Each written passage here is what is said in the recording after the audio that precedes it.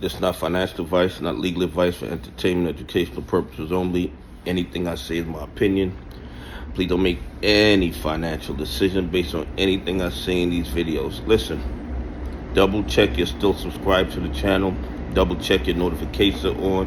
And if you hit that like button, double check it's working properly, because you know these bad actors are working overtime because they're terrified of more people becoming aware of the fraud and corruption in the United States stock market.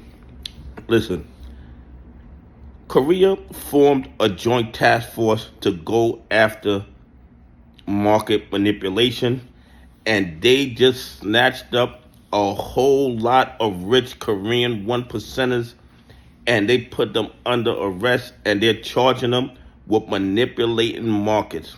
They were spoofing, they were washing, they were buying stocks and selling stocks and manipulating retail investors. And South Korea is not putting up with that.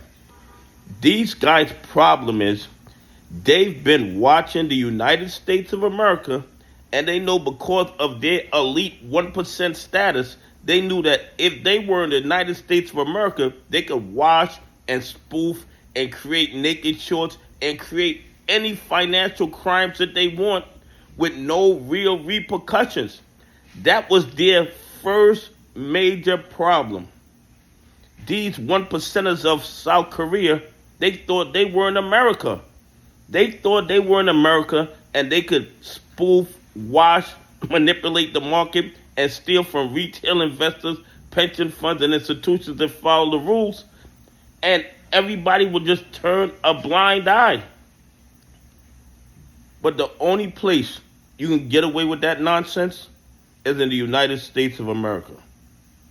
Everywhere else on the planet, they protect their markets. They lock up the 1%ers if they're caught washing, spoofing, and manipulating their stock market.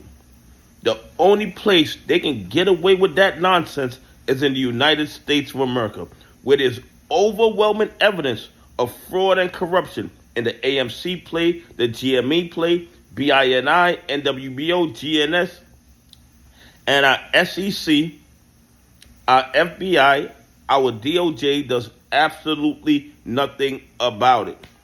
So these South Korean 1%ers said those guys in America get away with it every single day.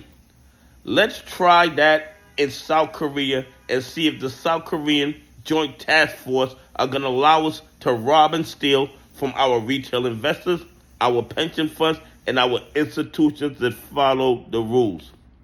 Well, yesterday they got their answer. South Korea is not putting up with the shenanigans that the SEC, the DOJ, and the FBI allowed to go on in the United States of America. They have charged these people.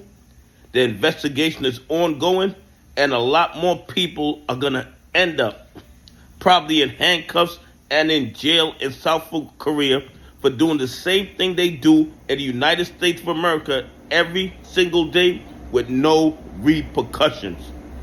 Anyway, please leave some comments. Tell me what you think. Do you think if these South Korean 1%ers was engaged in this same activity in the United States of America, do you think anybody would have been charged? Anyway, have a great day. God bless. And I appreciate y'all on this journey with me.